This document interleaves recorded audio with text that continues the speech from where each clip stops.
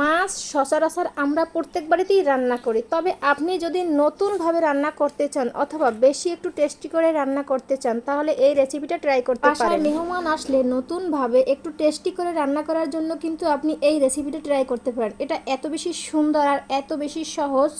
সবার আগেই আমি 5 পিস মাছ নিয়েছি। মাছের মধ্যে লবণ, হলুদ, মরিচ মেখে রেখে দিব 5 মিনিট।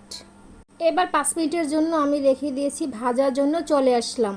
ফ্রাই প্যানে তেল দিয়ে তেলটা গরম হয়ে গেলে মাছটা আমি দিয়ে দেবো ভাজার জন্য। মাছটা কিন্তু এক সাইড ভাজা হয়ে গেছে। এরপর কিছু সরিষা এবং 4 থেকে 5টার মতো কাঁচামরিচ আমি বেটে নিয়েছি। প্যান থেকে মাছটা আমি উঠিয়ে রেখেছি। এবার সেই তেলের মধ্যেই পেঁয়াজ দিয়ে হালকা লাল লাল করে ভেজে হলুদের গুঁড়া, মরিচের গুঁড়া, ধনিয়ার গুঁড়া আর লবণ আর একটু আদা রসুন বাটা দিয়ে ভালো করে আমি কষিয়ে নেব। এরপর ভালো করে কষানো হয়ে গেলে আমি একটু পানি দিয়ে দেবো যাতে করে মশলাটা যেন পুড়ে না যায়। এরপরে আমি দিয়ে দেবো সেই কাঁচামরিচ আর সরিষা বাটা। 2-1 মিনিটের মতো কষানো হয়ে গেলে দিয়ে দেবো আমি মাছগুলো। মাছের দুইও পাশ আমি ভালো করে একটু উল্টিয়ে পাল্টিয়ে কষিয়ে নেব। এবারে যখন তেল উপরে ভেসে আসবে তখন একটু পানি দিয়ে দেব। এবারে যখন ঝোলটা একটু গাঢ় হয়ে আসবে দিয়ে দেব 2 চা চামচের মতো টক দই। টক দই দিয়ে 2 মিনিটের মতো আমি ঢেকে রান্না করব।